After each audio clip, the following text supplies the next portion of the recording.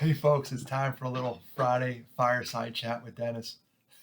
I just noticed my vacuum cleaner's in the picture. It's a damn good vacuum cleaner. You know I run a tight ship here. Today I'm going to do a reading from a book. It's a book called Still With Us, and I know the author. That's my good friend. Can you see it? Probably backwards. Lena Hellman. It sounds German because it is German. I first met Lena when we were at a AFSP meeting, the American Foundation for Suicide Prevention, and we had something in common. Unfortunately, we both lost a sibling to suicide. In my case, two. In her case, one, her sister Danielle. And if you ever see her posts on Facebook, they were heart-wrenching, what she went through. She wrote a book. She asked a bunch of her friends to write a book for siblings. It's called Still With Us, and it's Voices of Sibling Suicide Loss Survivors. That is a tongue twister. Sibling Suicide Loss Survivors. And today I'm going to read you what I wrote. That's right, I'm an author. I submitted something to Lena on her behalf, on my behalf. She asked, I said yes. She's an awesome person. I said, sure, I can do it. And then I didn't do it. This is the passive aggressive side of me. I was in a really foul mood when this all went down. I was going through some own personal struggles. I was in a small apartment. I was going through a divorce, and it will show in this reading where I was. And this is why journaling is very good, by the way. If you ever write down something, you go back to it. Journaling is very good for your mental health. You can go back at some chapters and go, woo, boy, was I in a mood that day. And when I wrote this, woo, boy, was I in a mood that day. But let's take a look at it. It's called Three Brothers, Two Suicides, One Survivor by Dennis Gillen.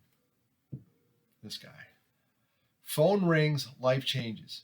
Happens to the best of us. It was after work on Monday, July 18th, 1994, when the phone rang in my home in Carlisle, Pennsylvania. I was home waiting for my ex-wife to come home from work when I got the word that my little brother Matthew was gone. In a drunken stupor with access to lethal means, gone. I remember sitting on the couch waiting for my wife, ex-wife, and thinking to myself, we already did this. We already did this. You see, 11 years earlier, I received a similar phone call telling me that my older brother, Mark, lost his battle to depression. Two brothers. Let me decode the last paragraph for you. My name is Dennis Gillen, and I have lost two brothers to suicide. It hurts to type it, and for years, I cannot even say the word suicide without crying. Now I am a mental health advocate and speak about suicide prevention. There, that's it. I'm done. Take care. See you later. Good luck with your grief. I truly wish I could stop there, but that would defeat the purpose of helping others, which is what this journey is all about and what this book is all about. Helping others who are on this path and trying to help others avoid this route altogether. I can't leave you like this because this journey has not been easy, and I want to make yours easier. So let's unpack the two very different reactions I had to the losses of Mark, 1983, and Matthew, 1994. I am one of 5 kids born to our parents. Now that I look at that sentence, Doy, who else were you born to? I'm one of 5 kids. Mark was the second oldest child. I was the middle child, and Matthew was the youngest. 5. Sheila, Mark, Dennis, Janice, Matthew. When Mark died, I was a junior at West Virginia University. I went home for the funeral Thursday, and I was back on campus by Tuesday. In and out, no time for feelings, and when I got back to campus, I started drinking heavily. I was drinking already because the minimum age for alcohol back then was 18. And as a 20-year-old, I took full advantage of it. Looking back, this is a common occurrence for people dealing with trauma, self-medication. In retrospect, I would seriously counsel against this. I went to a prayer group like twice. I had access in student services and counseling. I just didn't go. I just blew this good stuff off. I had some positive places to go. I chose not to use them. I now know what positive coping skills look like for me, and I know what negative coping skills look like for me.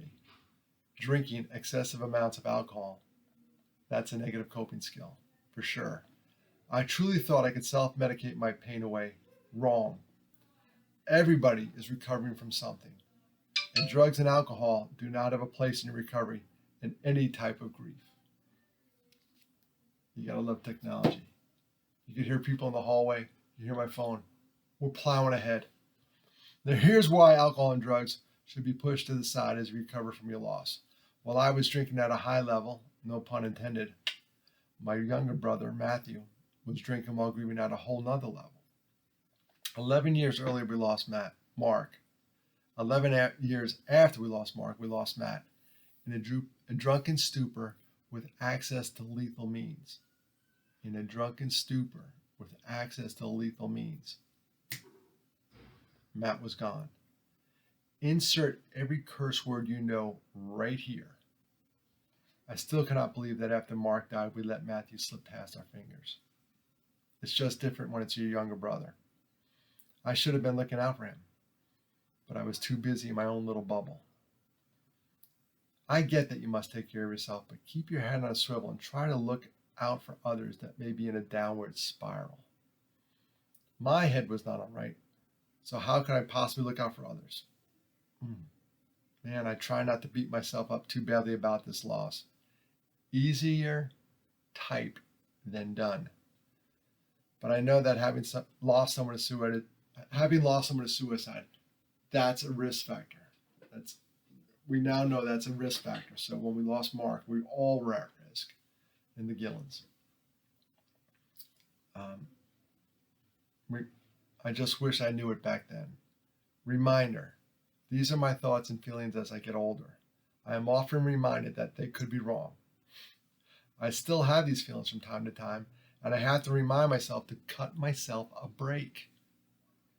I didn't do what my brothers did, and I may not have been able to stop any of this. But here we are.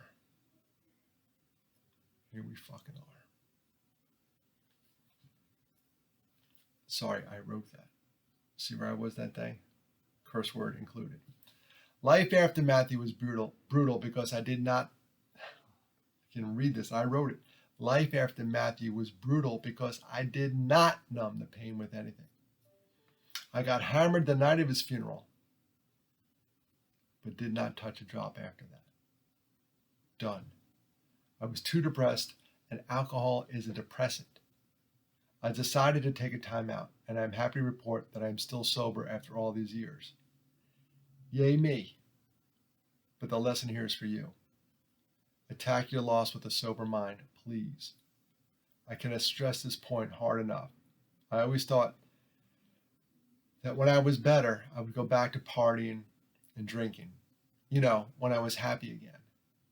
But somewhere along the way, I fell in love with sobriety, and that's okay with me.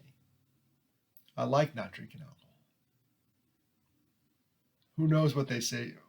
Who knows what they say behind my back? I like not drinking alcohol. Here's the funny line. I like not drinking alcohol, and so does everyone around me. At least that's what they tell me. Who knows what they say behind my back? But when they need a ride home from the bar, who's their buddy? Me. There is a side story worth telling here. It involves my faith or lack thereof.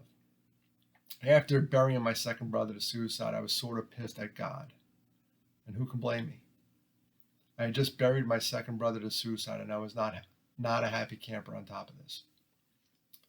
No, I had just buried my second brother to suicide, and I was not a happy camper. On top of this, my then wife and I were having trouble conceiving. The doctors were working on her thyroid gland, and after they were done with her, they were going to turn their attention to me. And I did not want to go through that exam.